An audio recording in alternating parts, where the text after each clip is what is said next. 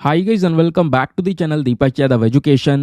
Welcome to the Daily Hindu News and Editorial Analysis of 18th of December 2023. तो guys आज है तारीख 18 दिसंबर 2023 और है मंडे। देखेंगे आज के द हिंदू कंप्लीट न्यूज़पेपर को एनालाइज करेंगे। बट लेक्चर में आगे बढ़ने से पहले अगर आपको इस लेक्चर का पीडीएफ चाहिए तो क्या करना है, सबसे पहले डाउनलोड करना है टेलीग्राम। वहां पे जाके सर्च बॉक्स में टाइप करना दीपक यादव एजुकेशन यूपीएससी। आप लोगों को ये वाला टेलीग्राम चैनल मिल जाएगा। यहाँ से आप डेली बेसिस पे इस लेक्चर के पीडीएफ को डाउनलोड कर सकते हो। और अगर आप मेरे साथ में पर्सनली जुड़ना चाहते हो तो इंस्टाग्राम पर भी जा सकते हो। वहाँ पे जाके फिर से लिखना है दीपक यादव एजुकेशन, मेरा प्रोफाइल मिलेगा जहाँ पे ऑलरेडी 14,000 के आसपास लोग जुड़ चुके हैं। आप भी मेरे साथ में पर्सनली जुड़ सकते हो। नाउ आगे बढ़ने से पहले हमेशा की तरह हम लोग अपने लेक्चर को एक मैप के क्वेश्चन के साथ स्टार्ट करेंगे। तो आज आप सभी को मैप में जाकर देखना है बन्नी ग्रासलैंड को, कहाँ पर है ये एग्जैक्टली लोकेटेड, इसको अच्छे से मैप में देखना। देन उसके बाद आकर नीचे कमेंट सेक्शन में टाइप करना, जिससे कि आप लोग इसको लंबे समय तक याद रख पाओगे। साथ ही साथ एक क्वेश्चन सॉल्व करेंगे जो कि यूपीएससी प्रीवियस ईयर साल 2022 के प्रीलिम्स में पूछा गया था। डेली बेसिस पे हम लोग यहाँ पर एक प्रीवियस ईयर क्वेश्चन को भी सॉल्व करते हैं। क्वेश्चन क्या बोलता है, भारत में ऐसी कौन सी बॉडी है जो कि इंडस्ट्रियल डिस्प्यूट, क्लोजर, रेंट्रेंचमेंट और ले ऑफ्स को लेकर सारा का सारा जो इन्फॉर्मेशन है उसको कंपाइल करने का काम करती है। Option number A central statistics office, option number B department for promotion of industry and internal trade, या option number C labour bureau, या फिर option number D national technical man power information system. तो इसका सही answer सभी को नीचे comment section में देना है। एटलीस्ट सभी को उसमें पार्टिसिपेट करना है, जैसे मैं आप लोगों से डेली बेसिस पे बोलता हूँ। बाय द वे इसका जो करेक्ट आंसर है वो मैंने आपको टेलीग्राम पर प्रोवाइड करवा दिया है, वहां से भी आप इसको चेकआउट कर सकते हो। और अगर वहां पर आंसर नहीं मिलता है तो भी कोई परेशान होने की ज़रूरत नहीं है, क्योंकि वीडियो के लास्ट में इसके करेक्ट आंसर का डिस्कशन हम लोग करेंगे। तो चलो शुभ आरंभ करते हैं और चलते हैं सबसे पहले थंबनेल वाले इंपॉर्टेंट आर्टिकल की तरफ। तो दोस्तों थंबनेल में मेंशन किया गया है वर्ल्ड्स लार्जेस्ट बिल्डिंग के बारे में। तो भारत में यह दुनिया की सबसे बड़ी बिल्डिंग, या इसको कह सकते हो सबसे बड़ी ऑफिस बिल्डिंग तैयार हो चुकी है। और इसको लेकर आज के द हिंदू न्यूज़पेपर में एक लंबा चौड़ा आर्टिकल भी पब्लिश हुआ है, जहां पर बोला जा रहा है कि हमारे पीएम मोदी जी ने इस सूरत डायमंड बोर्ड्स का उद्घाटन कर दिया है गुजरात में। अब दोस्तों यहाँ पर ये जो बिल्डिंग है पीछे आप जो देख पा रहे होंगे फोटो के अंदर में, इसका नाम ही है सूरत डायमंड बोर्ड्स। अब ये बिल्डिंग का मेन रोल क्या होने वाला है, किस लिए बनाई गई है, क्यों खास है, ये सारी चीज़ें मैं आपको बताऊंगा। तो फिलहाल कल यहाँ पर इसका उद्घाटन किया गया world's largest modern centre for international diamond trade का, जिस वजह से यह न्यूज़ में है। और आपको पता होगा आज से 2 दिन पहले मैंने डायमंड्स को लेकर आपको पढ़ाया भी था कि डायमंड का जो सिचुएशन है आखिरकार इंटरनेशनल लेवल पर क्या चल रहा है। आज के समय पर रशिया थोड़ा सा सफ़र भी कर रहा है। जो रशिया से डायमंड्स एक्सपोर्ट होते हैं उसको G7 कंट्रीज़ ने बोला है कि हम ये रशिया के डायमंड्स को परचेज करना बंद करेंगे। उसी समय पर मैंने आपको बताया था इंडिया का जो डायमंड इंडस्ट्री है, ये सेक्टर है, कहाँ पर स्टैंड करता है।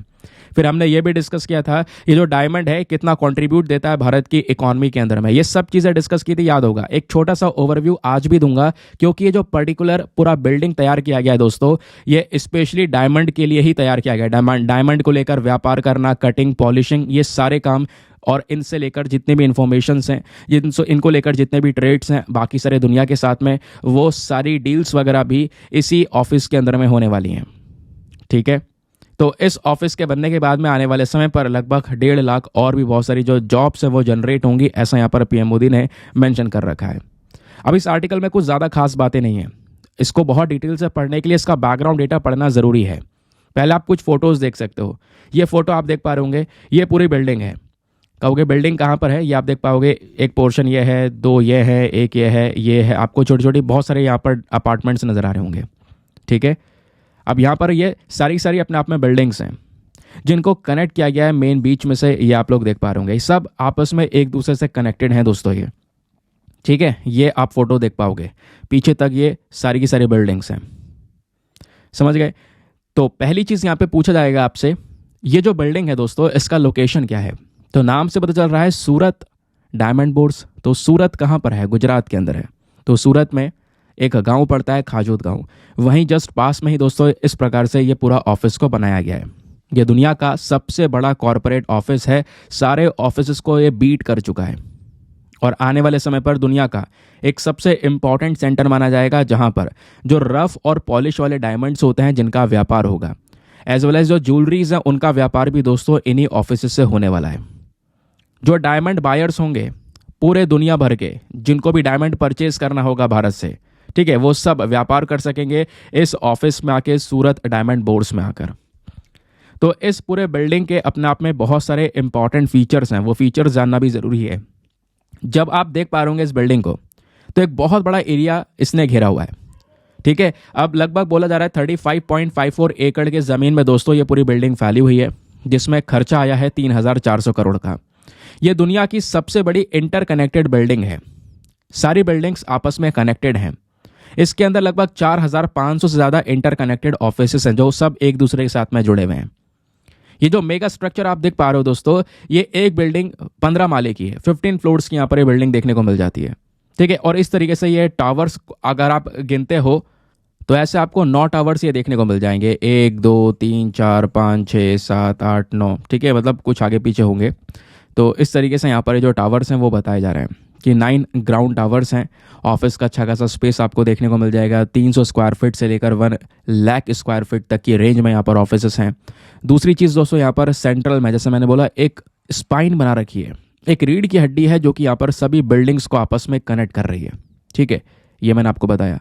बाकी जब इस बोर्ड्स की बात करेंगे तो इसमें और बहुत सारी जो फीचर्स है वो धीरे धीरे करके ऐड होते चले जाएंगे, ठीक है। सेफ्टी लॉकर्स वगैरह, ये बहुत सारी चीज़ें यहाँ पर इनकी फैसिलिटीज़ प्रोवाइड करवाई जाएंगी। ये दुनिया का सबसे बड़ा कस्टम क्लियरेंस हाउस माना जाएगा। और ये जो बिल्डिंग है इसमें लगभग 4,200 जो व्यापारी हैं, जो ट्रेडर्स हैं, अलग अलग 175 देशों से, वो साथ में बैठकर मीटिंग कर सकते हैं, ठीक है। इन पॉलिश डायमंड्स को हमसे परचेज कर सकते हैं, क्योंकि भारत आपको पता होगा दुनिया में सबसे ज़्यादा पॉलिश्ड डायमंड्स को एक्सपोर्ट करता है। अब पॉलिश डायमंड और रफ डायमंड दोनों के बीच में डिफरेंस होता है, वो आगे मैं आपको बताऊंगा, थोड़ा सा वेट करो, आपको कॉन्सेप्ट आगे समझ में आएगा कि पॉलिश डायमंड्स आखिरकार क्या होता है, ठीक है। तो ये जो बिल्डिंग है इसका जो साइज़ है वो बहुत ही ज़्यादा हो चुका है दोस्तों, है ना, ये हमने अभी देखा। दूसरा यहाँ पे बोला जा रहा है कि ये जो बिल्डिंग है इसके अंदर में सोलर एनर्जी प्रोजेक्ट्स का भी यूज़ किया गया है, जो सोलर पावर है उसका मैक्सिमम यूज़ किया जाएगा ताकि यहाँ पे जो भी एनर्जी की ज़रूरत है उसको उसकी पूर्ति की जा सके, ठीक है। उसके साथ साथ यहाँ पर बोला यह जा रहा है कि जो इंडियन ग्रीन बिल्डिंग काउंसिल है इसको, सॉरी, ये जो बॉडी है इसने यहाँ पर इस बिल्डिंग को एक प्लैटिनम रेटिंग भी दी है, ऐसा यहाँ पर मेंशन किया जा रहा है, ठीक है। तो इस बिल्डिंग के बारे में कुछ बेसिक चीज़ें हैं जो कि आपको पता चल चुकी हैं। नाउ अब आपको पता चल चुका है कि ये प्योरली जो हमारे डायमंड्स हैं और डायमंड्स से संबंधित और भी बहुत सारी ज्वेलरी हैं उनके बिजनेस के लिए, रिटेल बिजनेस के लिए, ज्वेलरी का मॉल वगैरह, ये सारी फैसिलिटीज़ दोस्तों इन बिल्डिंग्स के अंदर में अवेलेबल होने वाली हैं, ठीक है। ज्वेलरी वाला मॉल हो गया, रिटेल ज्वेलरी बिजनेस के लिए, छोटे मोटे बिजनेस के लिए, बड़े बिजनेस के लिए, इंटरनेशनल बिजनेस के लिए, हर प्रकार के जो बिजनेस हैं ज्वेलरी से रिलेटेड, डायमंड से रिलेटेड, वो यहाँ पर किए जा सकेंगे। अब डायमंड्स को इतना इंपॉर्टेंस क्यों दिया जा रहा है, उसके पीछे का रीज़न है। रीज़न क्या है? क्योंकि दोस्तों इंडिया जो है दुनिया का सबसे बड़ा कटिंग और पॉलिशिंग सेंटर है डायमंड्स का। अगर आप हीरे को देखते हो तो इस तरीके से आपको चमकता धमकता हीरा दिखाई देता है, लेकिन वो उसकी शुरुआत कैसी है? वो शुरुआत ऐसी होती है दोस्तों, ये भी एक प्रकार का डायमंड ही है, लेकिन ये कच्चा डायमंड है, रॉक से यहाँ पर इसको काट के निकाला गया है। अब इसकी कटिंग की जाएगी, शेप दिया जाएगा, इसकी पॉलिशिंग होगी, उसके बाद जाकर यहाँ पर निखर कर आएगा ये, ठीक है। तो दोस्तों यहाँ पर आप समझ गए इस डायमंड के बारे में। अब होता क्या है कि दुनिया भर में इस प्रकार से डायमंड मिल तो जाते हैं, रॉक कट करके निकाल तो लेते हैं, लेकिन उसकी कटिंग और पॉलिशिंग करने की जो टेक्निक है, स्किल्ड लेबर है, कटिंग एज टेक्नोलॉजीज हैं, वो भारत में ज़्यादा अवेलेबल है। तो आप ये जो अब आगे सुनोगे लाइन, उससे आप शॉक हो जाओगे। अगर हम लोग बात करेंगे दुनिया भर में 90% जो पॉलिश्ड डायमंड्स है दोस्तों वो भारत से ही जा रहा है, 90%। तो भारत इतने बड़े फैक्टर को यहाँ पर कवर करता हुआ नजर आ रहा है। और यहाँ पर सूरत सबसे इंपॉर्टेंट रीजन है। गुजरात के अंदर जो सूरत है ये एक ग्लोबल हब है, पूरे दुनिया के अंदर में एक इंपॉर्टेंट सेंटर है डायमंड मैन्युफैक्चरिंग का। यहीं पर सबसे ज़्यादा कटिंग पॉलिशिंग होती है, इस वजह से यहाँ पर ऑफिस बनाना सही है, क्योंकि ये रीजन ही उस पर्टिकुलर फील्ड के मामले में बहुत आगे है। जबकि अमेरिका भी एक बहुत बड़ा मार्केट है कट और पॉलिश डायमंड्स का, चाइना भी बहुत बड़ा मार्केट है, लेकिन अमेरिका और चाइना को भी बीच बीच में इंडिया क्रॉस कर देता है काफ़ी बार। जैसे फॉर एग्जांपल ये डेटा आपको दिख रहा है, मैंने आपको पहले ही पढ़ाया था, वर्ल्ड टॉप एक्सपोर्ट्स का डेटा, ये सोर्स आप देख पा रहे होंगे। इन्होंने मेंशन कर रखा है 2021 में जो दुनिया भर में सेल हुई है, जो डायमंड्स एक्सपोर्ट किए गए हैं अलग अलग देशों से, उसमें इंडिया टॉप पर था। इंडिया ने लगभग दुनिया में मतलब जितने डायमंड एक्सपोर्ट होते हैं उसका 22.6% एक्सपोर्ट किया, 24.7 बिलियन यूएस डॉलर्स का। उसके बाद यूएस है, उसके बाद यहाँ पर बाकी सारी कंट्रीज आपको नजर आएंगी, ठीक है। तो दुनिया भर में जितना भी डायमंड एक्सपोर्ट हो रहा है उसमें 19% कंट्रीब्यूशन इंडिया का है। लेकिन जब बात करते हैं पॉलिशिंग और कटिंग की तो उसमें भारत 75 से लेकर 95% तक अपने आप को एक कह सकते हो इंपॉर्टेंट कंट्री मानता है। इतना बड़ा कंट्रीब्यूशन इंडिया का है जब बात आती है कटिंग और पॉलिशिंग की, समझ गए। तो वो मेजर काम है हमारा। बाकी यहाँ पर अगर हम लोग बात करेंगे तो नवंबर 2022 के अंदर में इंडिया का जो एक्सपोर्ट है, जो भी जेम्स और ज्वेलरीज का एक्सपोर्ट था, वो इंक्रीज हुआ 2.05% से, ऐसा यहाँ पर बोला जा रहा है। दूसरी चीज़ अगर दोस्तों आप यहाँ पर देखते हो तो इंडिया दुनिया का सबसे बड़ा कटिंग पॉलिशिंग सेंटर है, ये ऑलरेडी हम डिस्कस कर चुके हैं। जो डायमंड मैन्युफैक्चरिंग हो रही है दुनिया भर में उसका 90% जो पॉलिश डायमंड है वो भारत से जा रहा है। प्लस यहाँ पे आप कह सकते हो डायमंड्स के अलावा जेम्स और ज्वेलरीज और बाकी सारी चीज़ें, इंडिया इसमें भी यहाँ पर एक बहुत बड़ा एक्सपोर्टिंग सेंटर माना जाता है। ठीक है, बात क्लियर हो गई। उसके बाद अब ये देख सकते हो हमारे इकॉनमी में कितना कंट्रीब्यूशन देता है। जो डायमंड की कटिंग और पॉलिशिंग है दोस्तों, ये सबसे तेज़ी से बढ़ने वाला सेक्टर है और यहाँ पर ज़्यादातर जो लेबर हैं वो काम कर रही हैं। 5 मिलियन से ज़्यादा लोग, 50 लाख से ज़्यादा लोगों को इसमें रोज़गार मिला हुआ है और ये सारे लोग ये काम कर रहे हैं, जिसकी वजह से हमारे देश की जो जीडीपी है, ओवरऑल इकॉनमी है, उसमें 7% का कंट्रीब्यूशन, 7% का योगदान इसी डायमंड इंडस्ट्री से सीधा सीधा आता है। ठीक है, और 15% का इंडिया का जो एक्सपोर्ट है वो यहीं से हो रहा है दोस्तों। ठीक है, तो भारत की जो टोटल जीडीपी है उसका 7% यहाँ से आ रहा है। भारत का जितना भी एक्सपोर्ट है उसमें 15% एक्सपोर्ट यहीं से आ रहा है। तो इंडस्ट्री इतनी ह्यूज है, इस वजह से ये जो बिल्डिंग है, जो हेडक्वार्टर है या कह सकते हो एक बहुत बड़ा ऑफिस है, ये भी एक इंपॉर्टेंट रोल प्ले करने वाला है। बात क्लियर हो गई। चलिए आगे आता हूँ उसके बाद में नेक्स्ट आर्टिकल की तरफ। अगला आर्टिकल पेज नंबर 3 पर प्रेजेंट है और पेज नंबर 3 क्या, अगर आप फ्रंट पेज पर देखोगे तो फ्रंट पेज पर देखने को मिल जाएगा।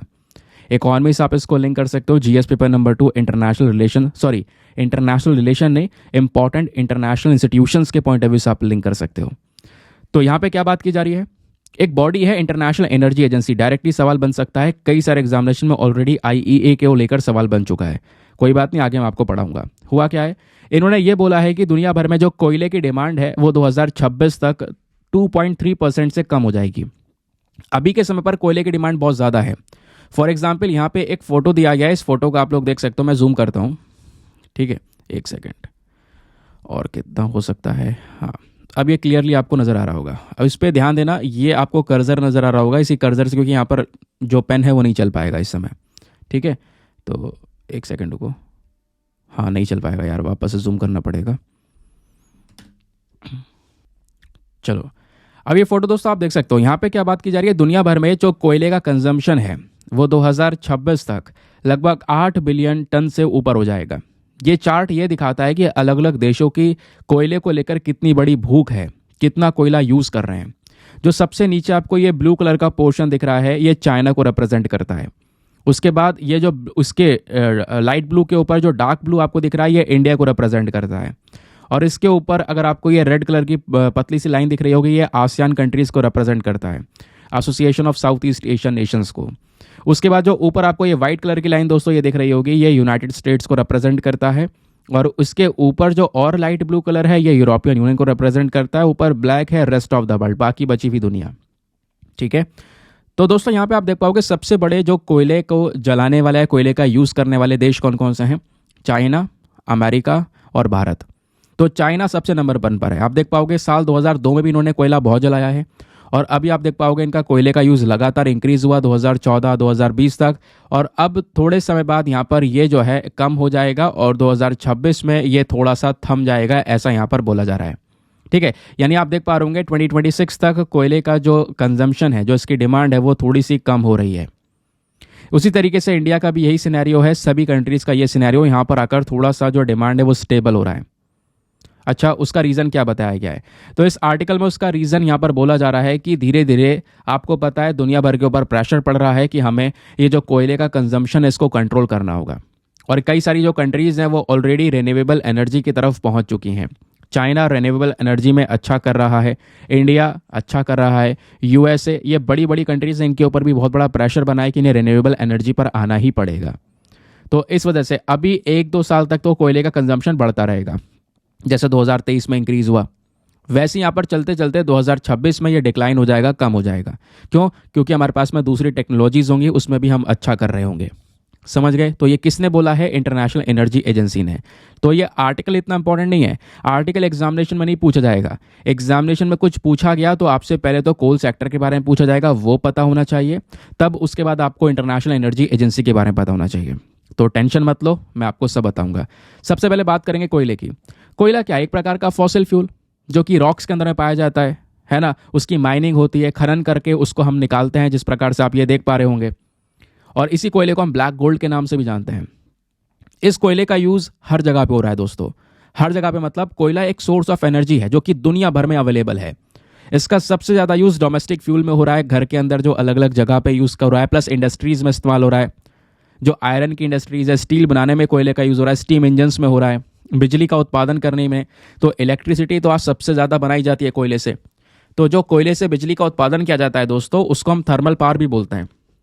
अब बात आती है कोयले के सबसे बड़े प्रोड्यूसर कौन कौन है दुनिया में। इन प्रोड्यूसर में चाइना, अमेरिका, ऑस्ट्रेलिया, इंडोनेशिया और साथ ही साथ में इंडिया, ये कुछ कंट्रीज हैं जो कि सबसे ज़्यादा उत्पादन करती हैं कोयले का। अब कोयले का जो डिस्ट्रीब्यूशन है उसको स्पेसिफिक तौर पर इंडिया के परस्पेक्टिव से आपको पता होना चाहिए, क्योंकि यूपीएससी में आपसे इंडिया को लेकर ही सवाल पूछेंगे। तो सबसे पहली बात, भारत के अंदर में कोयला कहाँ कहाँ पर देखने को मिलता है? दो प्रकार की कोल फील्ड्स हैं दोस्तों। एक है गोंडवाना कोल फील्ड इंडिया के अंदर जो पाई जाती है, और दूसरी है टर्शरी कोल फील्ड। ये कोल फील्ड्स बहुत पुरानी है। ये है 250 मिलियन साल पुरानी कोल फील्ड्स, और ये वाली टर्शरी वाली 15 से लेकर 60 मिलियन साल पुरानी कोल फील्ड। जब बात करते हैं गोंडवाना कोल फील्ड की, तो इंडिया में जो सबसे ज्यादा भंडार हैं, जगह जगह रिजर्व्स हैं कोयले के, वो गोंडवाना कोल फील्ड्स वाले ही हैं। जो गोंडवाना वाला कोल है दोस्तों, ये इंडिया का एक सुपीरियर क्वालिटी का कोल माना जाता है। इसमें बहुत ज़्यादा हाई कंटेंट मिलता है, जिससे एनर्जी भी ज़्यादा बढ़िया प्रोड्यूस होती है। अब ये गोंडवाना कोल फील्ड्स कहाँ कहाँ पे होती हैं? ये वाला कोयला कहाँ पे देखने को मिलता है? दामोदर में, स्पेशली झारखंड, वेस्ट बंगाल, महानदी, छत्तीसगढ़, ओडिशा, गोदावरी, महाराष्ट्र और नर्मदा वैलीज। अगर आप इस पर्टिकुलर मैप में देख सकते हो तो यहाँ पर ये पर्टिकुलर रीजन्स आपको दिख रहे होंगे। गोंडवाना फॉर्मेशंस है ना, ये आपको नजर आ रहा होगा। कहीं कहीं पर टर्शरी फॉर्मेशन है, यह है टर्शरी फॉर्मेशन, यह है टर्शरी फॉर्मेशन। बाकी यहाँ पर नीचे की साइड में कई सारी जगह पर गोंडवाना फॉर्मेशन भी है। ठीक है, ये सारे के सारे कोल फील्ड्स हैं भारत के। कहाँ कहाँ पर है, लोकेशन आपको नजर आया। तो गोंडवाना के बारे में समझ में आया। अब बात करते हैं टर्शरी कोल फील्ड्स के बारे में। टर्शरी कोल फील्ड्स में जो कार्बन कंटेंट होता है बहुत ज़्यादा होता है। ठीक है, सॉरी, कार्बन कंटेंट थोड़ा सा कम होता है, लेकिन इसके अंदर में सल्फर और जो मॉइस्चर होता है दोस्तों, वो थोड़ा ज़्यादा देखने को मिलता है। और जो टर्शरी कोल फील्ड्स हैं, ये ज़्यादातर हमारा निचला जो सदर्न वाला पोर्शन है यहाँ पर आपको देखने को मिल जाती हैं। ठीक है, स्पेशली और कौन कौन से एरिया हैं यहाँ पे आप देख पाओगे? असम हो गया, मेघालय हो गया, नागालैंड हो गया, अरुणाचल प्रदेश हो गया, जम्मू कश्मीर हो गया। ठीक है, उसके अलावा वेस्ट बंगाल हो गया, राजस्थान हो गया, उत्तर प्रदेश हो गया, केरला हो गया। ठीक है, मैक्सिमम तो ऊपर हैं।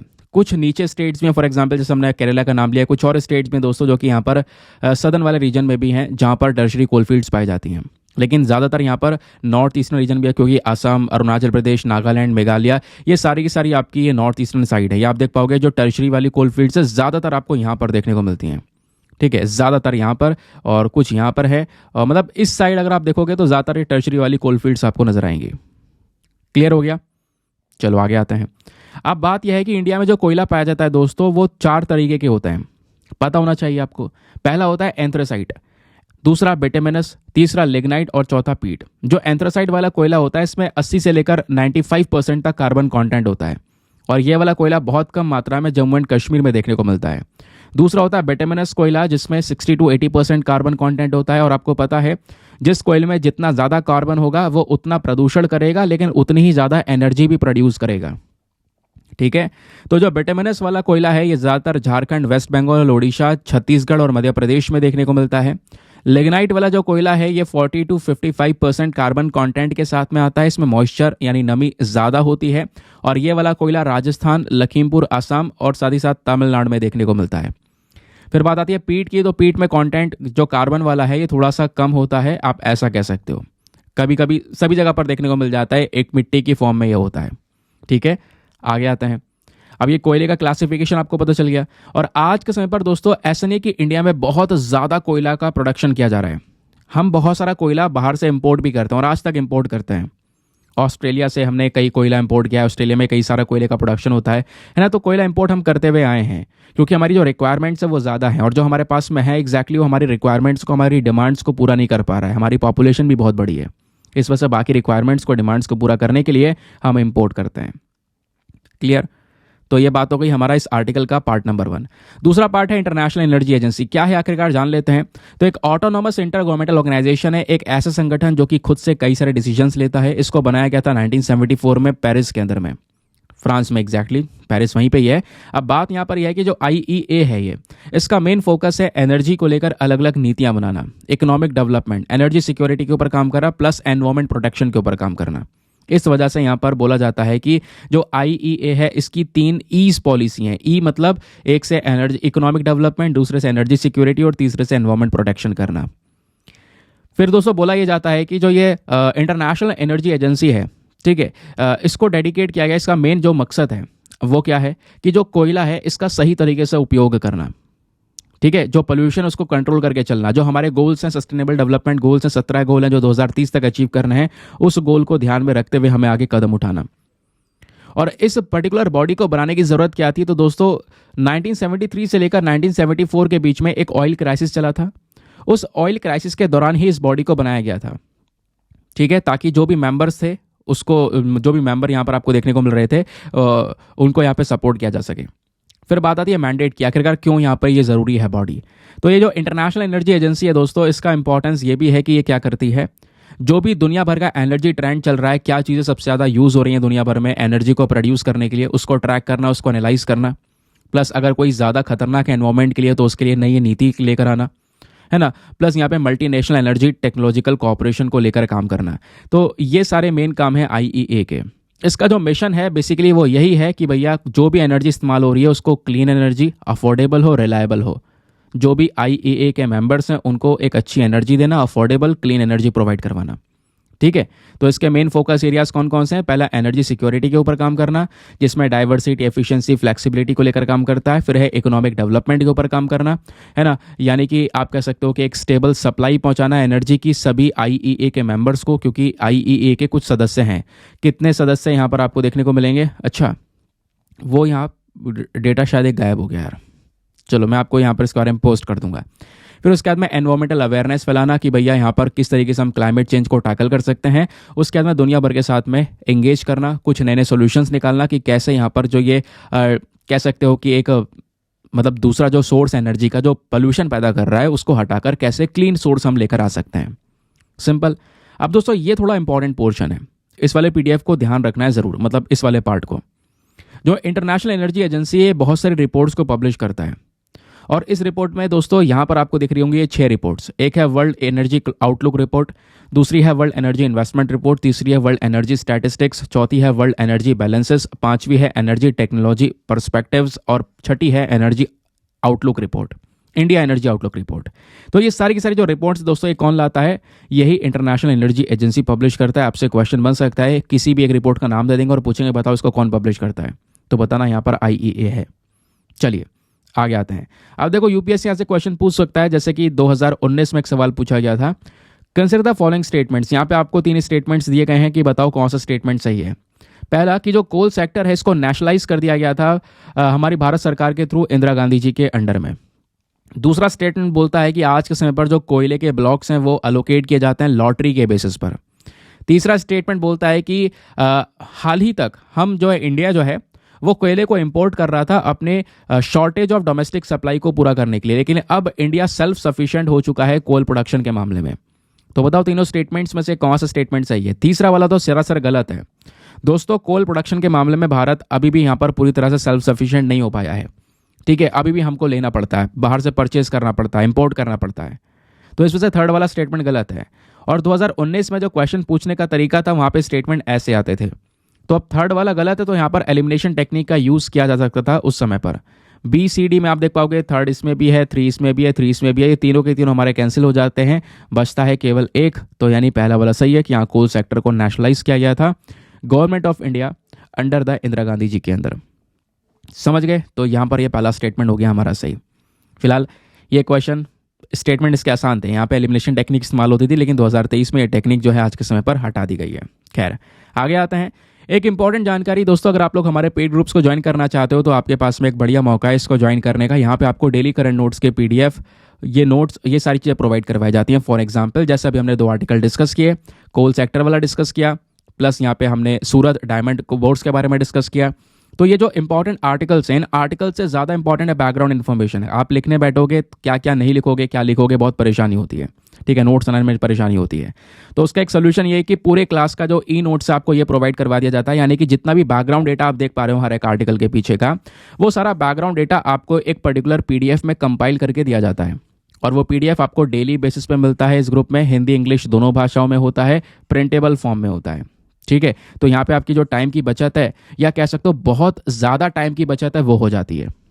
ठीक है, आपने केवल वीडियो देखना है, शाम में या रात में सोने से पहले यहाँ पर एक बार वीडियो, ये जो पीडीएफ है इसको रिवाइज कर लेना है, जो आपको मिलेगा। आपके नोट्स भी तैयार हो गए, सारा कंटेंट डेट वाइज पढ़ा है इस ग्रुप के अंदर में। किसी भी तारीख का डाउनलोड करो, पढ़ो, डिलीट कर दो, कोई परेशानी वाली बात नहीं है। कोई स्टोरेज की कोई दिक्कत नहीं है कि सर हम स्टोर कहाँ करके रखें, ये रखें वो रखें, है ना, कोई दिक्कत नहीं है। सब कुछ कॉन्टेंट इस ग्रुप में सिक्योर है।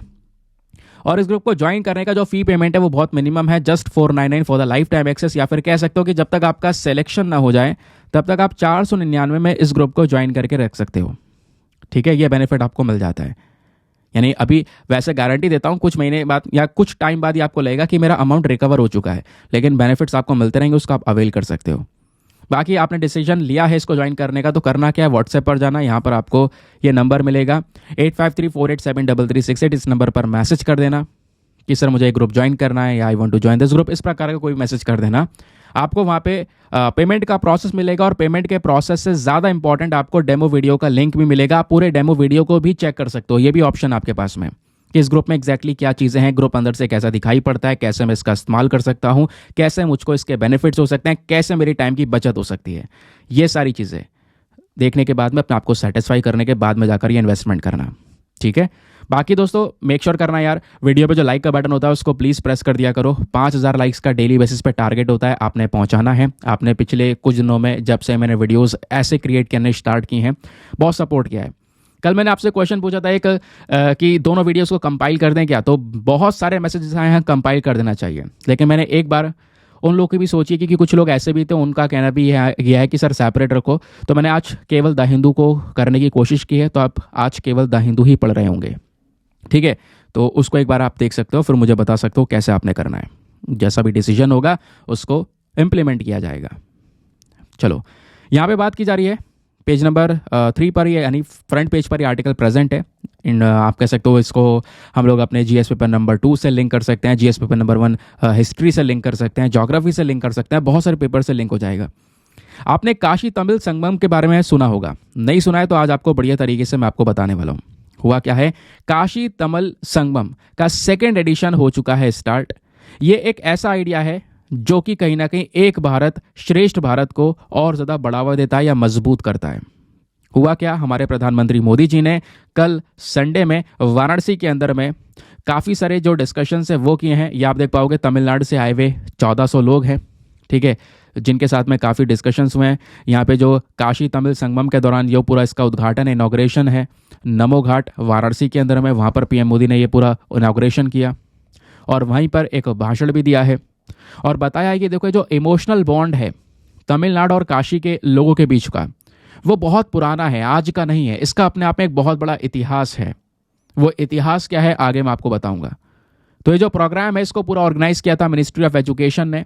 यहाँ पे पीएम मोदी जी की स्पीच थी जिसको भाषिनी नाम का एक आर्टिफिशियल इंटेलिजेंस के थ्रू यहाँ पर दिया गया।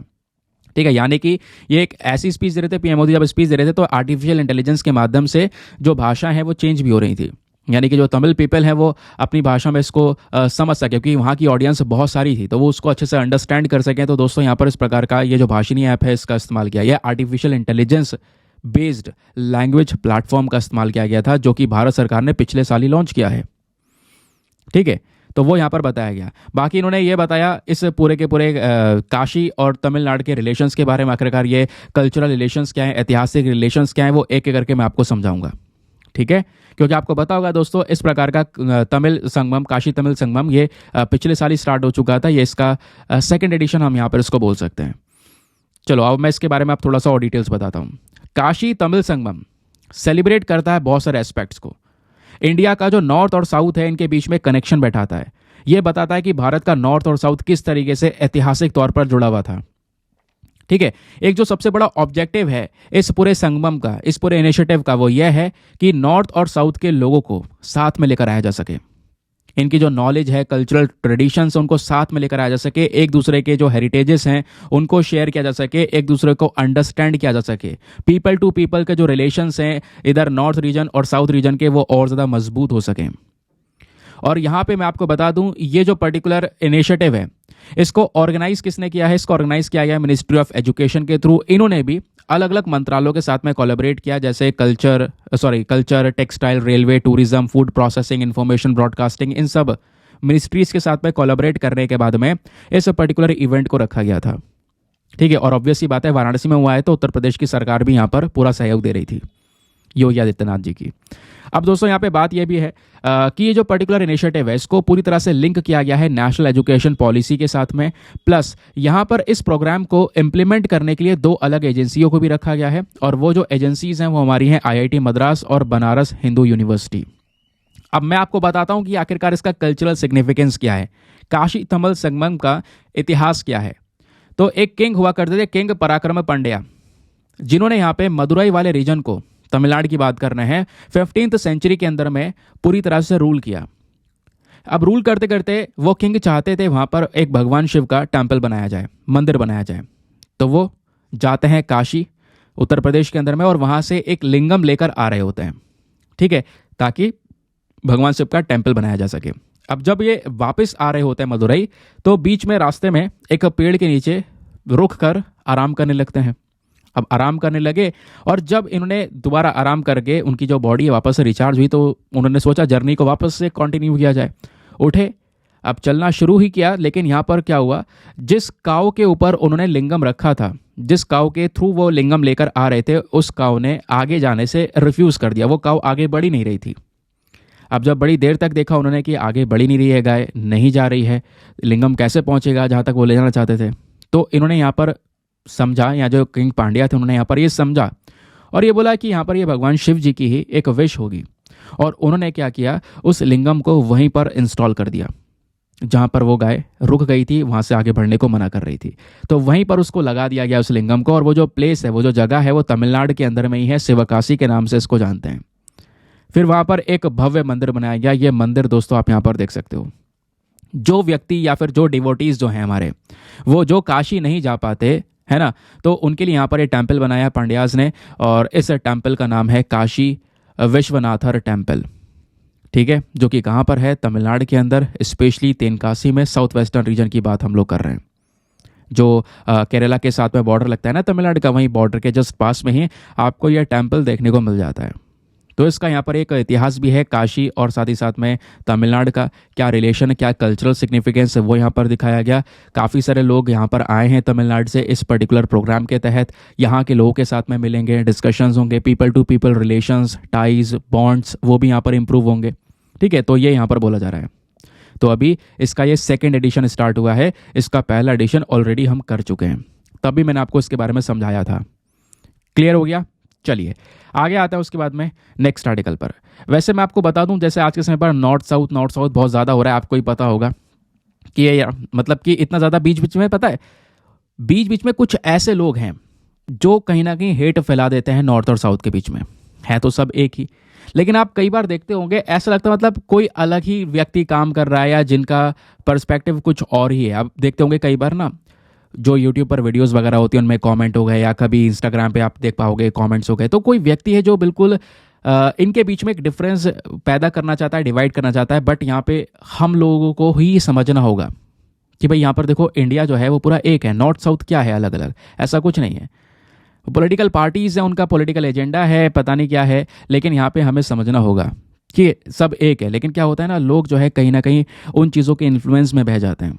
फिर उसके बाद में मैं आपको बताता रहा हूँ, कई बार वीडियोस आपने देखी होंगी, मतलब कोई ऐसे सेंसिटिव टॉपिक पर हो, नॉर्थ साउथ को लेकर कुछ ऐसी टॉपिक हो, तो वहाँ पर नीचे कुछ ऐसे कमेंट्स होता है, मतलब स्पैम कमेंट्स होते हैं, क्या होता है, कहाँ से हो रहे हैं, उनका कोई लोकेशन नहीं, कुछ नहीं पता, लेकिन वही यहाँ पर हेट फैलाना चाहते हैं दोनों रीजन के बीच में। हमें ही यहाँ पर समझदार बनना होगा कि देखो, कोई व्यक्ति है जो यहाँ पर डिवाइड क्रिएट करना चाहता है। ऐसे कई सारे कमेंट्स आपको देखने को मिलेंगे जो अजीबो गरीब नाम से होंगे, है ना, उनका नाम पता कुछ होगा नहीं, कोई लोकेशन कुछ भी नहीं होगा वहाँ पर, बस खाली वो कमेंट कर देते हैं, जो कि एक हेटफुल कमेंट होगा, जो कि कहीं ना कहीं दोनों रीजन को आपस में भिड़ाने की कोशिश कर रहा होगा। ठीक है, तो ये चीज़ें हमें समझनी होंगी और हमें खुद से यहाँ पर एक बनकर रहना पड़ेगा, ये ज़रूरी भी है। और इसमें जो सबसे बड़ी दिक्कत पैदा हो रही है वो है लैंग्वेज बैरियर। भाषा का यहाँ पर जो ये बैरियर हुआ है ना दोस्तों, आप देख पाओगे जैसे साउथ में अलग अलग स्टेट में अलग अलग भाषाएं हैं। अब नॉर्थ में खैर लोग समझ लेते हैं, काफ़ी दूर तक यहाँ पर अलग अलग स्टेट्स में हिंदी समझ लेते हैं, बट ज़्यादातर यहाँ पर हिंदी बोली जा रही है ऊपर नॉर्थ में। नीचे सदर्न स्टेट्स में आप देख पाओगे अलग अलग लैंग्वेजेस, ऊपर भी यहाँ पर अलग स्टेट में अलग अलग भाषाएं बोली जाती हैं, बट हिंदी समझ लेते हैं सब लोग, है ना। तो ऐसे यहाँ पर हमको किसी ना किसी एक लैंग्वेज की तो ज़रूरत होगी। अगर हिंदी नहीं इंप्लीमेंट करना चाहते तो कोई और इंडियन लैंग्वेज हो, कोई और ऐसी भाषा हो सकती है जो कि यहाँ पर पूरे इंडिया को आपस में जोड़ सके। वेस्टर्न लैंग्वेज ना हो, ऑब्वियस ही बात है, कोई इंडिया की भाषा होनी चाहिए जो कि यहाँ पे पूरे देश को एक साथ जोड़ सके, एक भाषा से जोड़ सके। क्योंकि दोस्तों ये लैंग्वेज बैरियर भी कहीं ना कहीं एक बहुत बड़ी प्रॉब्लम पैदा करता है ना। तो नॉर्थ साउथ की बात चल रही थी तो मैंने सोचा यहाँ पे आपके साथ में ये शेयर किया जाए। चलिए फिलहाल के लिए आगे आते हैं नेक्स्ट आर्टिकल पर। एक और इम्पॉर्टेंट आर्टिकल पेज नंबर 10 पर, जीएस पेपर नंबर 3, सॉरी इसको 2 कर लो, इंटरनेशनल रिलेशंस आप इसको लिंक कर सकते हो। तो भारत और भूटान के संबंध के बारे में डिस्कशन करेंगे। आज लंबा चौड़ा आर्टिकल है, सुहासिनी हैदर ने इस आर्टिकल को लिखा है। क्या बोलती हैं भूटान? अभी देखो भूटान के जो किंग है वो भी आए थे भारत में, काफ़ी डिस्कशन हुए, आप देख पाओगे। किंग हैं जिग्मे खेसर नागमई वांगचुक। तो अभी यहाँ पर ये इंडिया भी आए थे, पीएम मोदी के साथ में डिस्कशंस हुए। लंबे समय से भारत भूटान को हर एक चीज़ में सपोर्ट करता हुआ नजर आया है। भूटान का सपोर्ट भी देखने को मिला है। मैं आपको बता दूं भूटान भारत के लिए बहुत ज़रूरी देश है, हमें इनको अपनी साइड बनाकर रखना होगा। कभी भी चाइना का इन्फ्लुएंस हमें भूटान में फैलने नहीं देना है। लेकिन यही डर है जो कि आज के समय पर नज़र आ रहा है, और चाइना अपना इन्फ्लुएंस इतना तेज़ी से ग्रो कर रहा है। लेकिन इसी वजह से हम लोग चाहते हैं कि जो भूटान है हमारी तरफ से ज़्यादा रहे। इसके लिए कई सारे एग्रीमेंट्स और बहुत सारी चीज़ें हम लोगों ने यहाँ पर की हैं, क्योंकि भूटान के साथ में हमारे रिलेशंस है दोस्तों, बहुत लंबे समय से रिलेशंस हमारे हैं, बहुत पुराने रिलेशंस हमको देखने को मिलते हैं। तो भूटान ने अभी प्लान किया है कि एक इंटरनेशनल शहर बनाने वाले हैं, लगभग 1000 स्क्वायर किलोमीटर के रीजन में फैला होगा, जो कि असम और भूटान के बॉर्डर के बीच में होगा। ठीक है, क्योंकि भूटान जो है भारत के साथ जो बाउंड्री को शेयर करता है, ये आप देख पा रहे होंगे, ये है भूटान। ऊपर इसकी कैपिटल हो गई थिम्पू, नीचे ही हमारा नॉर्थ ईस्टर्न स्टेट हो गया। ठीक है, यहीं पर दोस्तों आप लोग देख पाओगे, ये रहा बांग्लादेश और ये रहा ऊपर भूटान। यहीं पर हमारे कुछ स्टेट आ गए, जैसे ये सिक्किम हो गया, इधर असम हो गया। तो असम के साथ में यहाँ पर भूटान बाउंड्री शेयर करता है, असम आप देख पा रहे होंगे। ठीक है, तो भूटान इसके साथ में बाउंड्री को शेयर करता है। क्लियर हो गया। तो यहीं पर बॉर्डर के पास में ही ये क्या कर रहा है, भूटान 1000 स्क्वायर किलोमीटर के रीजन में एक बहुत ही ज़्यादा बड़ा इंटरनेशनल सिटी को क्रिएट कर रहा है।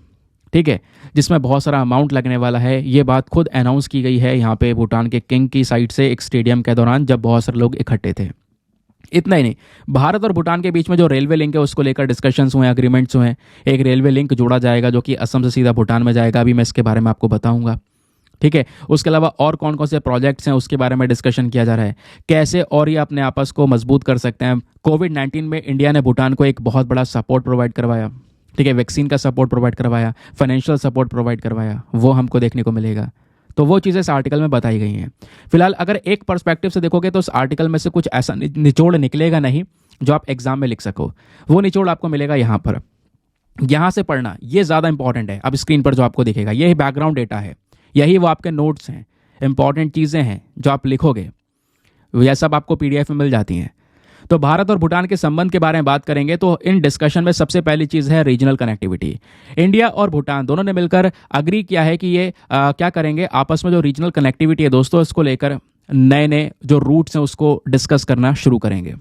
और ये डिस्कस कर भी रहे हैं लंबे समय से, कई सारी चीज़ों पर एग्रीमेंट भी हुआ है। और इन्हीं डिस्कशन में एक है क्रॉस बॉर्डर रेलवे लिंक। ये जो रेलवे लाइन है ये भूटान के गेलाफू से असम के कोकराझार तक जाएगी। ये 58 किलोमीटर की आपको ये पूरी लाइन देखने को मिलेगी। अगर मैं आपको ये मैप दिखाऊं तो ये है असम का, ये हो गया कोकराझार, ये हो गया भूटान का गेलेफू। यहाँ से ट्रेन चला दी जाएगी सीधा, और इस ट्रेन से क्या होगा, भूटान और इंडिया जुड़ जाएंगे। ठीक है, असम का ये वाला रीजन हमारे साथ में जुड़ जाएगा।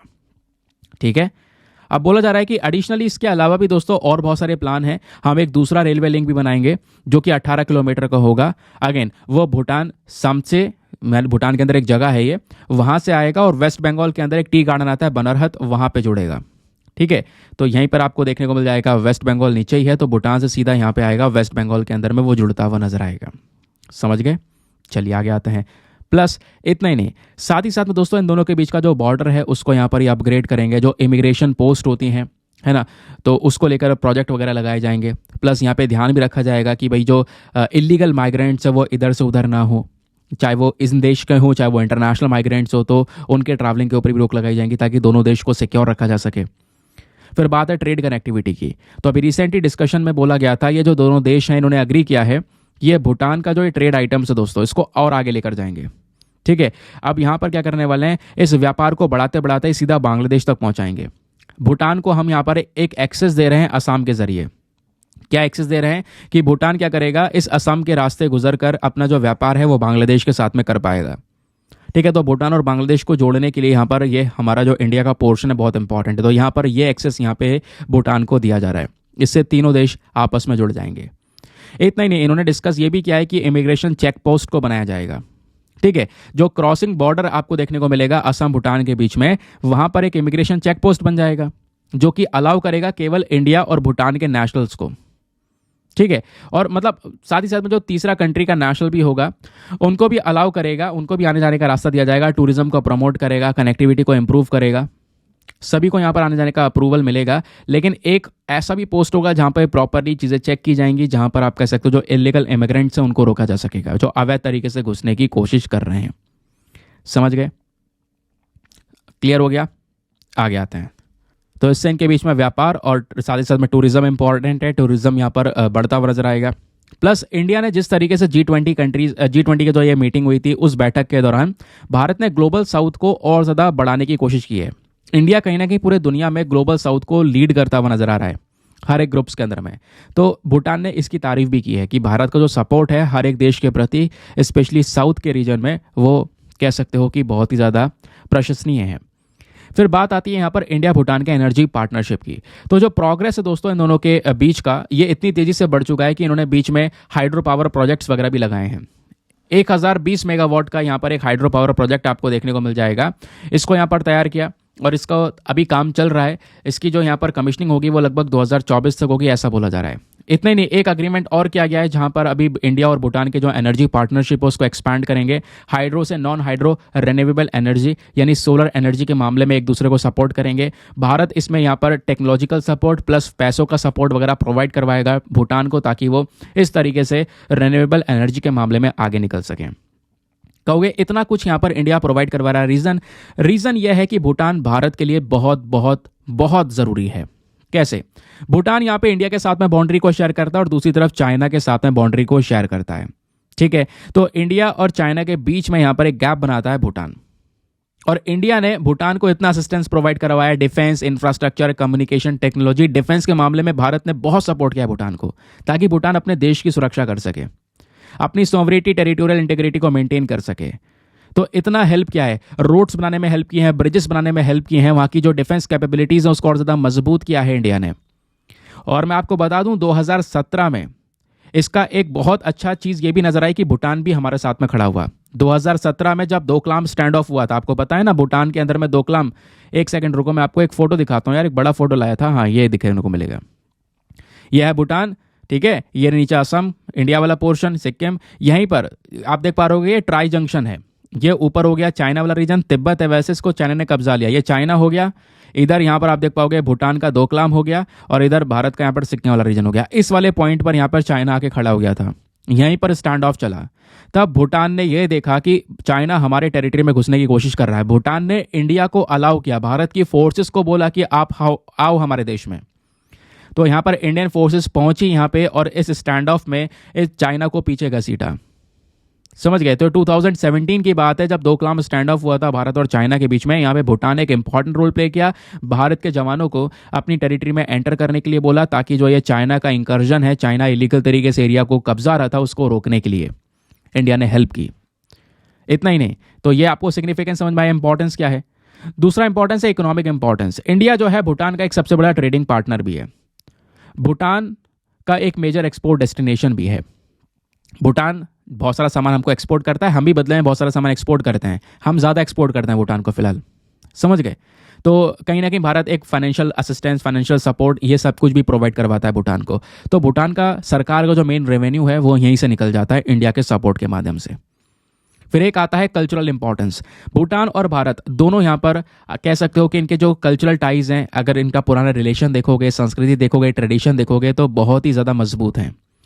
इंडिया ने भूटान को हमेशा से फाइनेंशियल सपोर्ट दिया है ताकि वो अपना जो कल्चरल हेरिटेज है, जो उनका धरोहर है, ठीक है, उनको यहाँ पर ये प्रोटेक्शन दे सकें, मॉन्यूमेंट्स को प्रोटेक्शन दे सकें। भूटान के जो स्टूडेंट्स हैं वो भारत आ सकते हैं हायर एजुकेशन की पढ़ाई के लिए, वो भी एक्सेस उनके पास में है, ठीक है।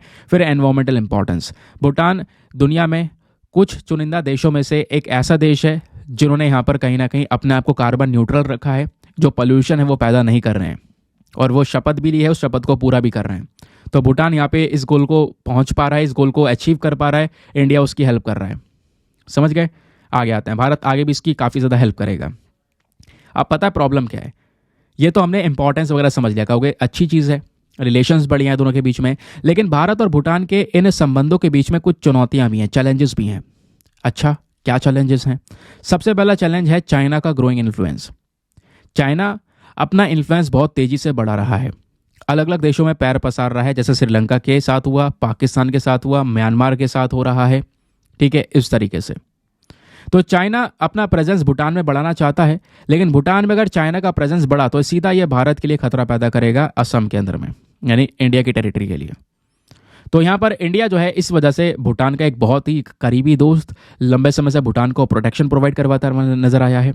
जो चाइना की जो ग्रोइंग इकोनॉमी और मिलिट्री इन्फ्लुएंस है इस पर्टिकुलर रीजन में दोस्तों, ये बहुत तेजी से आप कह सकते हो इस पर्टिकुलर रीजन में डेवलपमेंट कर रहे हैं, जो कि कहीं ना कहीं भूटान के लिए और भारत के लिए भी सही नहीं है, क्योंकि आने वाले समय पर ये बॉर्डर पर फिर से स्टैंड ऑफ जैसा जो सिचुएशन है वो क्रिएट कर सकते हैं।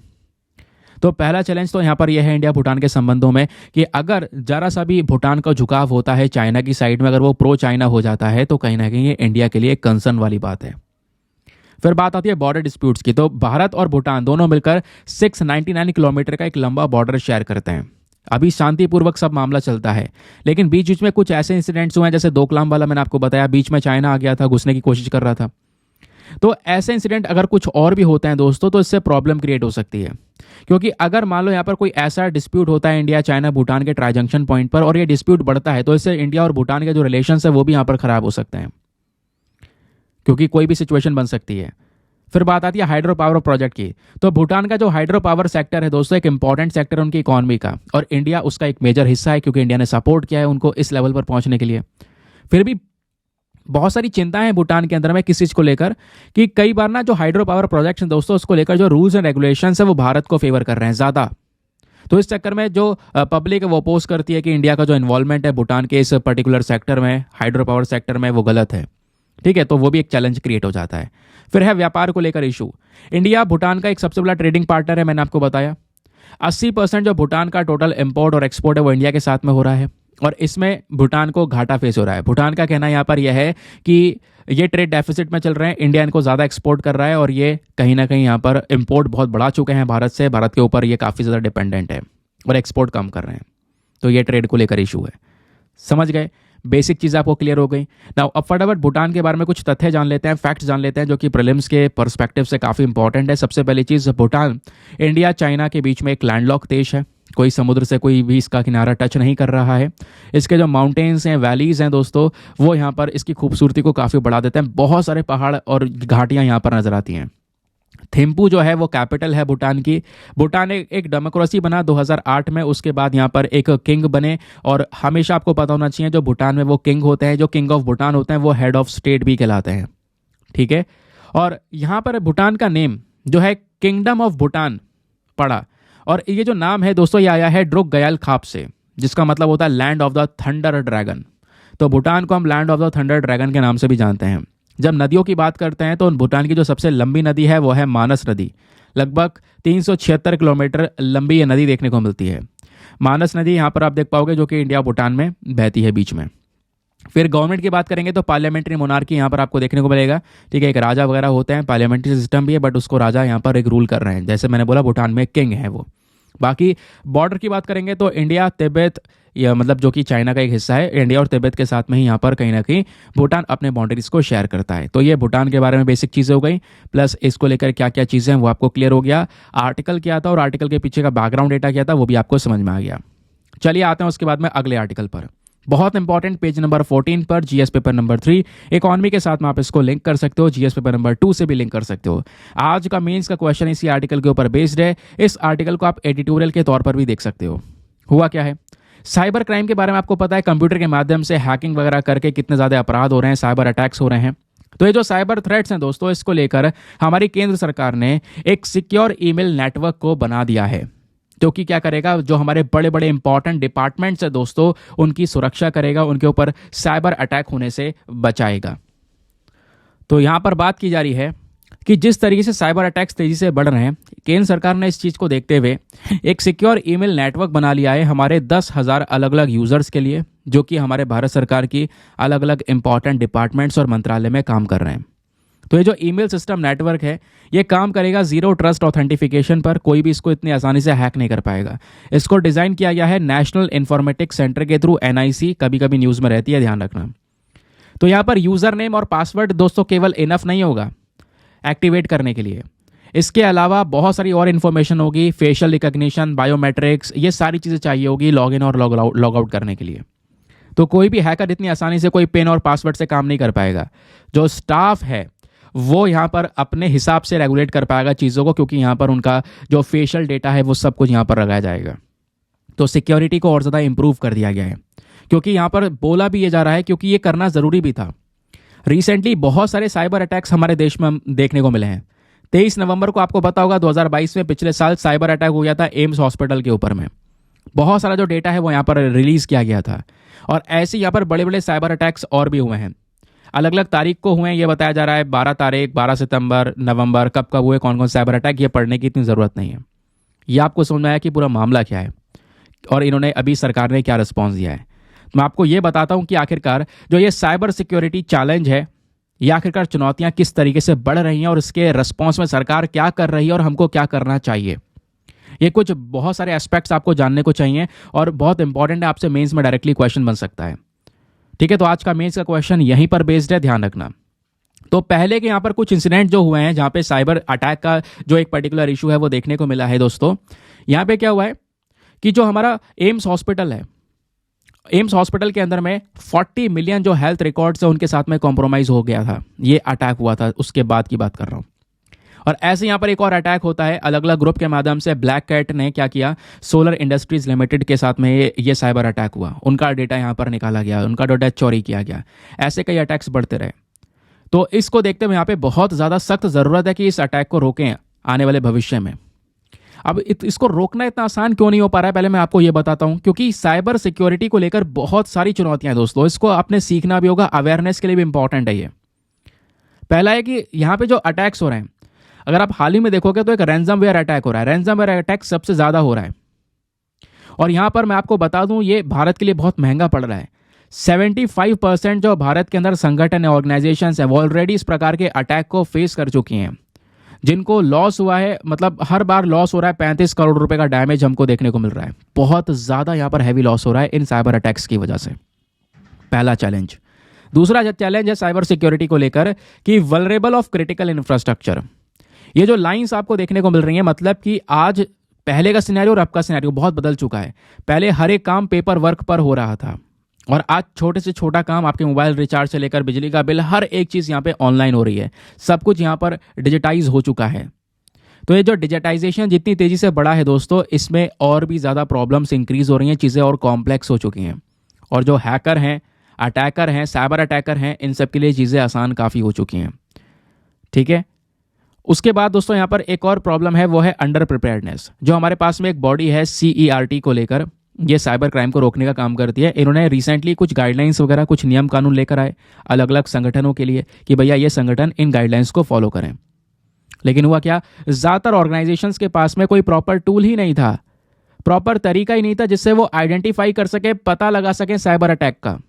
तो यहाँ पर भी दोस्तों एक प्रॉब्लम यही है कि हमारे पास में जो एक कह सकते हो एक्सपर्टीज़ होनी चाहिए साइबर सिक्योरिटी को बढ़ाने के लिए, वो नहीं है। ठीक है, तो इस चक्कर में साइबर अटैक का शिकार भी इंडिया में काफ़ी ज़्यादा लोग हो रहे हैं। फिर एक और चैलेंज है, वो है लिमिटेड प्राइवेट सेक्टर पार्टिसिपेशन। जो प्राइवेट सेक्टर का पार्टिसिपेशन है भारत के साइबर सिक्योरिटी इंफ्रास्ट्रक्चर के अंदर में, वो बहुत कम है। हमने यहाँ पर ज़्यादा कोलैबोरेशन भी नहीं किया है ना। तो कोलैबोरेशन करना अलग अलग इंटर गवर्नमेंटल बॉडीज़ के साथ में ये ज़रूरी है, ताकि यहाँ पर क्या कर सकें हम, कस्टमर्स को, यूज़र्स को इन साइबर अटैक से बचा सकें। फिर एक और चैलेंज है, वो है एडिड कॉम्प्लेक्सिटी। जैसे मैंने आपको बताया कि भाई ज़्यादा से ज़्यादा डिजिटाइजेशन हो चुका है, आर्टिफिशियल इंटेलिजेंस आजकल चर्चा में है, machine learning, data analytics, compounding, internet of things, सब कुछ यहाँ पर डिजिटाइज हो चुका है। तो ये जो साइबर स्पेस है ये और ज़्यादा कॉम्प्लेक्स हो चुका है दोस्तों इस मुद्दे को उठाने के लिए।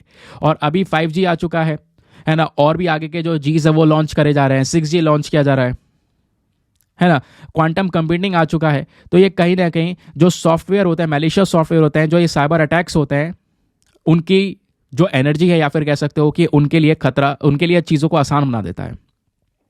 अब बात यह है कि सरकार ने आखिरकार क्या किया। दोस्तों गवर्नमेंट के साथ साथ इंटरनेशनल काफ़ी सारे इनिशिएटिव्स भी हैं जहां पर साइबर सिक्योरिटी को टैकल करने को लेकर स्पेशल फोकस दिया गया है। पहले हम दुनिया भर के इनिशिएटिव्स के बारे में जानेंगे कि आखिरकार दुनिया भर ने कौन कौन से स्टेप्स उठाए हैं साइबर सिक्योरिटी को प्रमोट करने के लिए।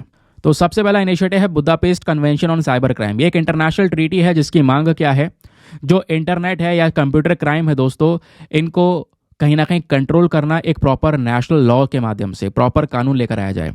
अपनी इन्वेस्टिगेटिव जो टेक्निक्स हैं तहकीकात करने की, उसको इम्प्रूव की जा सके, अलग अलग देशों के बीच में कोऑपरेशन को इम्प्रूव किया जा सके। और ये अग्रीमेंट आया 1 जुलाई 2004 में, और भारत ने इस कन्वेंशन को साइन नहीं किया है। ध्यान रखना, India is not a signatory to this convention, important है। दूसरा अगर आप देखोगे तो इंटरनेट गवर्नेंस फोरम, ये भी एक इनिशिएटिव है ग्लोबल लेवल का, जो कि सभी कंट्रीज़ को साथ में लेकर आता है। सभी कंट्रीज़ का मतलब सभी कंट्रीज़ के जो government, private sector, civil society को लेकर आता है कि भाई वो डिबेट करें इस पर्टिकुलर मंच पर आके ऐसे मुद्दे को लेकर। फिर बात आती है यूएनजीए रेजोल्यूशन की। तो यूनाइटेड नेशन जनरल असेंबली ने भी यहाँ पे आप कह सकते हो कि ये जो सिक्योरिटी को लेकर पूरा एक रेजोल्यूशन है वो यहाँ पर रखा है। इन्होंने 2 अलग अलग जो प्रोसेस हैं उसको यहाँ पर एस्टेब्लिश किया कि भैया जो ये एनवायरमेंट है डिजिटाइजेशन का, उसको यहाँ पर हम थोड़ा सा सिक्योर कर सकें। तो ये दुनिया भर के इनिशिएटिव्स हैं जिसको आप मेंशन कर सकते हो। मेंस में काफ़ी बार पूछा जाता है, भाई पूछ लिया जाएगा, भाई ये बताओ साइबर सिक्योरिटी का चैलेंज कितना बड़ा है, इसको लेकर क्या इनिशिएटिव्स उठाए जा रहे हैं, ग्लोबल इनिशिएटिव्स क्या हैं, डोमेस्टिक इनिशिएटिव्स क्या हैं, ये आपसे पूछा जा सकता है। अब बात करते हैं डोमेस्टिक इनिशिएटिव्स की। हमारे देश में, इंडिया के अंदर कौन कौन से इनिशिएटिव उठाए हैं साइबर सिक्योरिटी से लड़ने के लिए। पहला इनिशिएटिव है नेशनल साइबर सिक्योरिटी स्ट्रैटेजी 2020। तो इसकी मांग क्या है भाई, ये जो साइबर अटैक्स है इसको लेकर ज़्यादा से ज़्यादा जागरूकता फैलाना, ठीक है, ज़्यादा से ज़्यादा लोगों को इसके बारे में पता होना कि आखिरकार यहाँ पर ये जो प्रॉब्लम है कितनी ज़्यादा बड़ी है, क्योंकि लोग यहाँ पर शिकार बन जाते हैं आराम से इन प्रॉब्लम्स के। फिर है national critical information infrastructure protection centre. ये जो बॉडी है दोस्तों, इसको बनाया गया इन्फॉर्मेशन टेक्नोलॉजी एक्ट 2000 के तहत। ये एक इंपॉर्टेंट एजेंसी के तौर पर काम करती है, जिसका मेन काम क्या है, ये जो इंपॉर्टेंट सी इंफॉर्मेशन है दोस्तों, इसकी सुरक्षा करके रखना। फिर एक और इनिशिएटिव है Indian cyber crime coordination centre. इसको 2020 में सेटअप किया गया था ताकि हर एक प्रकार के साइबर क्राइम से लड़ा जा सके। फिर उसके बाद में साइबर सुरक्षित भारत इनिशिएटिव को स्टार्ट किया गया 2018 में। इसका भी मेन मकसद ये था कि जो साइबर अटैक्स हैं दोस्तों, उसको लेकर ज़्यादा से ज़्यादा अवेयरनेस लोगों के अंदर में फैलाई जा सके। तो ये हो गए हमारे इनिशिएटिव्स इंडिया के, ठीक है। उसके अलावा कुछ और इनिशिएटिव भी हैं, जैसे यहाँ पर आप देख पाओगे साइबर स्वच्छता केंद्र। 2017 में इस प्लेटफॉर्म को इंट्रोड्यूस किया गया था इंटरनेट यूजर्स के लिए कि वो अपने कंप्यूटर और डिवाइसेस को वायरस और बाकी सारे जो मैलवेयर सॉफ्टवेयर हैं इनसे बचा कर रखें, उनको ख़त्म कर दें वायरस को। फिर इंफॉर्मेशन टेक्नोलॉजी एक्ट 2000 आपको देखने को मिल जाएगा। ये जो एक्ट है ये कंप्यूटर्स और कंप्यूटर सिस्टम को रेगुलेट करने का काम करता है। फिर national cyber crime reporting portal आपको देखने को मिल जाएगा। अगेन ये सिटीजन सेंट्रिक इनिशिएटिव है जो कि क्या करता है, हमारे सिटीजन्स को पावर देता है कि वो यहाँ पर साइबर क्राइम के कोई भी इंसिडेंट से उनको ऑनलाइन रिपोर्ट कर सके, कंप्लेंट्स ऑनलाइन दर्ज करवा सकें। फिर CRT यानी कि कंप्यूटर इमरजेंसी रिस्पांस टीम, अभी मैंने आपको इसके बारे में बताया था। यह संगठन भी इसलिए बनाया गया है, यह संगठन basically ministry of electronics and information technology का संगठन है। इसको बनाया गया है ताकि ये क्या कर सके, जो भी साइबर सिक्योरिटी इंसिडेंट्स हैं उसको लेकर अलर्ट जारी कर सके, जो भी साइबर इंसिडेंट्स हो रहे हैं उसको लेकर ज़्यादा से ज़्यादा इन्फॉर्मेशन फैला सके, इसके ऊपर ज़्यादा से ज़्यादा रिसर्च कर सके, उसको लेकर यहाँ पर इसको रेडी किया गया। क्लियर हो गया। चलिए आते हैं हम लोग आज के मेंस के क्वेश्चन की तरफ। बहुत ही सिंपल सा क्वेश्चन है। क्वेश्चन क्या बोलता है, India is facing increase threat of cyber crime since pandemic. Pandemic से ही भारत क्या कर रहा है, बहुत सारे प्रकार के जो साइबर अपराध हैं उनको फेस कर रहा है, इनके खतरे इंडिया के ऊपर में मंडरा रहे हैं। तो how can India tackle these threats, कैसे भारत इन थ्रेट से निपट सकता है और कैसे यहाँ पर जो दुनिया भर की कंट्रीज है वो साथ में आकर कहीं ना कहीं यहाँ पर जो साइबर सिक्योरिटी है उससे लड़ सकती हैं। समझ गए? तो ये यहाँ पर आपने समझाना होगा कि आखिरकार ये क्या है मुद्दा। तो साइबर क्राइम, साइबर थ्रेट्स क्या है, कितनी बड़ी चैलेंज है, ये मैंने आपको बता दिया है ना, क्या थ्रेट्स हो रहे हैं। अब इसका सोल्यूशन क्या हो सकता है वो आपने खुद से लिखना है। 250 शब्दों में आंसर लिखना, बहुत अच्छा आंसर आप लिख सकते हो। बाकी हिंदी में एक बार रीड कर देता हूँ ताकि हिंदी माध्यम वाले जो एस्पिरेंट है वो भी इसको अच्छे से पढ़कर, अच्छे से समझकर एक बढ़िया सा आंसर लिखकर सबमिट कर सके। तो क्वेश्चन है, भारत महामारी के बाद साइबर अपराधों के बढ़ते खतरों का सामना कर रहा है। भारत इन खतरों से कैसे निपट सकता है और साइबर सुरक्षा पर वैश्विक सहमति कैसे विकसित कर सकता है, इसके बारे में बताइए 250 शब्दों में। और आंसर लिखने के बाद में कहाँ पे सबमिट करना है, टेलीग्राम पर जाना, वहाँ पे जाके सर्च बॉक्स में लिखना Deepak Yadav education mains group. जैसे आप फुल फॉर्म लिखोगे मेरा टेलीग्राम चैनल मिलेगा जहाँ पे ऑलरेडी 78,000 के आसपास लोग जुड़ चुके हैं। आप भी जुड़कर अपने आंसर्स को लेकर सबमिट कर सकते हो। अपने आंसर को लेकर जब आप सबमिट करोगे तो साथ ही साथ में एक छोटा सा काम और करना है, एटलीस्ट सभी लोगों को 2-2 आंसर्स रिव्यू करने हैं। जब आप सभी लोग 2-2 आंसर्स को रिव्यू करेंगे दोस्तों, बहुत सारा बेनिफिट होंगे आपको भी, सामने वाले को भी।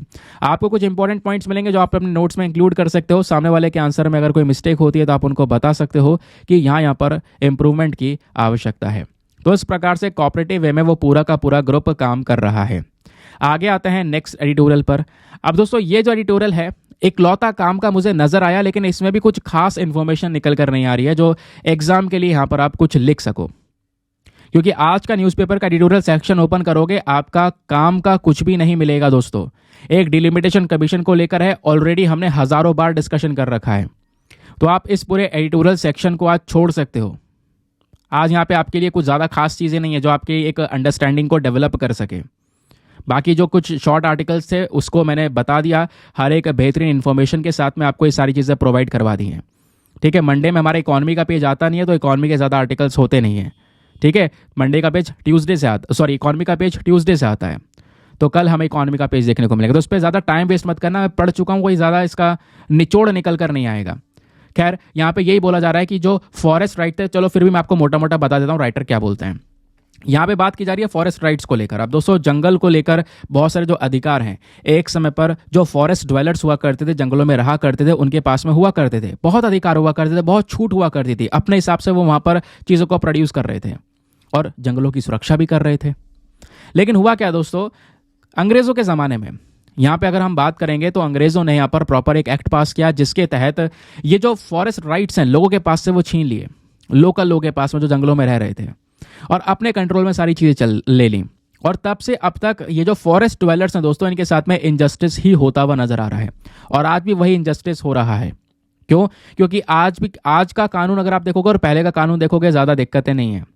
क्योंकि अगर आप देखोगे कि जैसे यहाँ पर जो ये अंग्रेज़ हैं, इन्होंने यहाँ पर अपना एक लॉ पास किया उस समय पर, जिसको नाम यहाँ पर दिया गया था इंडियन फॉरेस्ट एक्ट। कॉलोनियल के समय का था, 1878 में एक्ट पास किया इन्होंने। और यहाँ पे इन्होंने फॉरेस्ट की जो सारी पावर्स अपने हाथ में लेनी स्टार्ट कर दी और लोगों को वहां से हटाना शुरू कर दिया। और हो क्या रहा था, कहीं पर जंगल में डैम बना रहे थे या कुछ बना रहे थे तो यहाँ पर लोगों को हटना पड़ रहा था और हटकर कहीं और जाना पड़ रहा था, लेकिन वहां पर उनको कोई भी सुविधा नहीं मिल पा रही थी। वही सिनेरियो अभी फिर से आ रहा है, क्योंकि दोस्तों फॉरेस्ट राइट एक्ट हमारे पास में अभी भी है। वाइल्ड लाइफ प्रोटेक्शन एक्ट है 1972 का, फॉरेस्ट कंजर्वेशन एक्ट है 1980 का। ये अलग अलग एक्ट हैं। यहाँ पे जो लाखों कम्युनिटीज हैं उनको जबरदस्ती रीसेटल किया जा रहा है अलग अलग जगह में। तो इस चक्कर में कहीं कहीं पर अगर डेवलपमेंट हो रहा है प्रोजेक्ट्स के माध्यम से, क्योंकि ये जो एक्ट हैं, ये जो नए एक्ट हैं, इन्होंने कहीं ना कहीं जंगल के अंदर में जो डेवलपमेंट है या प्रोजेक्ट है उसको लेकर थोड़ी छूट दी है, जिसका असर सीधा वहाँ की लोकल कम्युनिटीज़ के ऊपर पड़ेगा। और अगर कहीं प्रोजेक्ट लग रहा है, इन लोकल कम्युनिटीज़ को हटाना पड़ रहा है, भाई दूसरी जगह आप इनकी सुविधा तो बना सकते हो ना, बट वो सुविधा कहीं पर भी नहीं बनाई जा रही है दोस्तों। ये एक सबसे ज़्यादा बड़ी प्रॉब्लम है, जबकि पहला ऐसा नहीं हुआ करता था। जो फॉरेस्ट है उसका एक अच्छा खासा हिस्सा यहाँ पर वो क्लेम क्या करते थे, जो भी यहाँ पे लोग हुआ करते थे वहाँ के, वही बताया जा रहा है। वही हाल यहाँ पर दोस्तों फॉरेस्ट, ये जो हमने एक्ट अभी मतलब एक्ट पास किया है फॉरेस्ट कंजर्वेशन को लेकर, इसमें 2023 के अंदर कुछ चेंजेस करे गए है ना। तो इन चेंजेस करने के बावजूद भी यहाँ पर हमको कोई ऐसा बड़ा सोल्यूशन नज़र नहीं आ रहा है। हम सोल्यूशन ला सकते थे, लेकिन हम लोग इन फॉरेस्ट ड्वेलर्स का ध्यान रख सकते थे। हमने कहीं पर भी जंगलों में रहने वाले जो फॉरेस्ट ड्वेलर्स हैं इनकी बात नहीं की है। लंबे समय से हमारे जंगल की सुरक्षा कर रहे हैं, प्रोटेक्शन प्रोवाइड करवा रहे हैं, हमने इनकी बात नहीं की है। जबकि हम इनकी बात कर सकते थे, क्योंकि जंगलों में इनका इंपॉर्टेंट रोल है। भाई आप यहाँ पे जंगलों को बचाने की कोशिश कर रहे हो, उसके बदले में डेवलपमेंट लगा रहे हो, तो वो कोई बचाना नहीं हुआ। और दूसरी बात, अगर यहाँ पे आप फॉरेस्ट ड्वेलर का साथ ले लेते, आप जंगलों को बचा रहे हो ठीक है, लेकिन आप इन फॉरेस्ट ड्वेलर जो जंगल में रह रहे लोग हैं इनके साथ में कोलैबोरेट करते तो आपको ज़्यादा फायदे होते हैं। भाई वो व्यक्ति वहाँ पे सालों से रह रहे हैं, चप्पा चप्पा जानते हैं उस एरिया का, हर एक इन्फॉर्मेशन उनको पता है किस चीज़ को लेकर क्या है, वो अच्छी तरीके से उस एरिया को प्रोटेक्ट कर सकते थे, उनको सपोर्ट मिल सकता था, लेकिन ऐसा नहीं हुआ। ठीक है, इस चक्कर में उनको हटना पड़ रहा है। कई सारी जगह पर उन्होंने प्रोटेस्ट किए, लेकिन उस प्रोटेस्ट का भी यहाँ पर जो जवाब है वो नहीं मिल पाया। ठीक है, कि हाँ वो प्रदर्शन करना दोस्तों यहाँ पर फायदेमंद नहीं रहा, घर गया तो गया, डेवलपमेंट में घुस गया वो घर।